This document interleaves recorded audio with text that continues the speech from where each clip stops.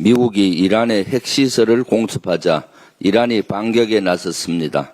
이스라엘의 탄도미사일 수십 발을 발사한 겁니다. 이란은 추가 보복을 예고하기도 했습니다. 친이란 민병대를 활용한 중동 지역 내 미군 기지 공격과 호르무즈 해협 봉쇄 가능성 등이 제기되고 있습니다.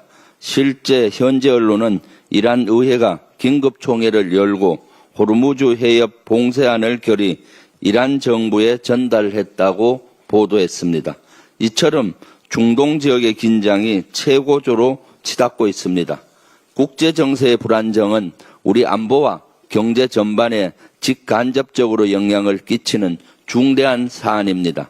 특히 호르무즈 해협은 전 세계 원유와 액화 천연가스 운송량의 20에서 30%가 지나는 곳입니다. 이곳이 막히면 유가가 급등할 수밖에 없습니다. 우리 경제도 문제이지만 무엇보다 중요한 건 국민의 생명과 안전입니다. 우리 국민이 안정적인 일상을 유지해야 합니다.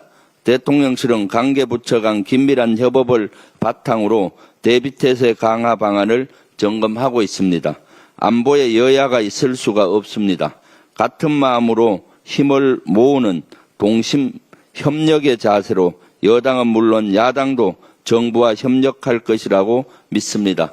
특히 민주당은 국민의 안전과 국가 경제의 안정을 지키기 위한 이재명 정부의 노력을 적극적으로 뒷받침하겠습니다. 중동 지역의 불안정이 에너지 수급과 글로벌 공급망에 미칠 영향 또한 최소화할 수 있도록 정부와 긴밀히 협력하겠습니다. 지난 20일 코스피가 3,000선을 회복했습니다. 3년 6개월 만의 일입니다. 이재명 정부 출범 이후로는 보름 만입니다.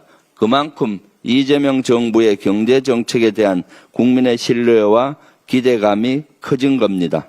다만 중동발 글로벌 위기로 인해 지금 이 시각 주가는 2,980선으로 떨어졌습니다. 다소 불가피한 측면이 있지만 최선을 다해 우리 주식시장을 지키겠습니다. 이재명 대통령도 어제 여야 지도부와 오찬회동에서 우리 경제 상황 그 바탕이라고 할 수 있는 외교 안보 사항을 같이 점검하자 외교 문제는 여야 없이 공동 대응해야 한다고 강조했습니다. 통합과 협치를 위해 첫 발을 내디딘 것입니다. 이런 상황에서 국민의힘은 국회 법사위원장 자리를 탐내며 목리를 부리고 있습니다. 지금 그게 중요합니까? 중동발 위기로 코스피가 출렁이고 있습니다. 오일 쇼크 우려까지 나오고 있습니다.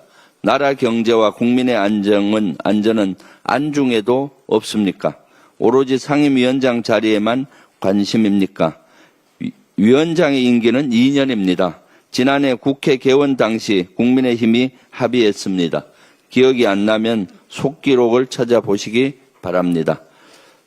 국민의힘이 어제 역대 국무총리 후보자 중 검찰 피의자 신분은 처음이라며 김민석 후보자에 대해 사퇴를 압박했습니다. 그러나 이런 상황을 만든 건 국민의힘과 정치 검찰입니다. 둘 사이가 특수관계는 아닌지 의심스러울 정도입니다. 실제 검찰은 국민의힘 측에서 고발한 김민석 후보자 재산 관련 의혹 사건을 불과 하루 만에 수사부서인 형사 1부에 배당했습니다. 국회 인사청문회도 거치지 않았는데 검찰이 먼저 움직인 겁니다. 국민이 뽑은 대통령의 인사권을 훼손하는 행위입니다. 국민의 판단에 영향을 끼치겠다는 정치검찰의 악의적인 의도입니다. 이는 검찰의 쿠데타 시도로 볼 수밖에 없습니다.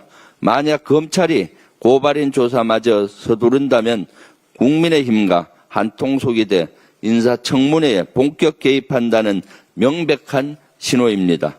민주당은 두 눈 크게 뜨고 지켜볼 것입니다.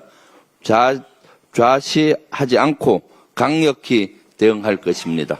이상입니다.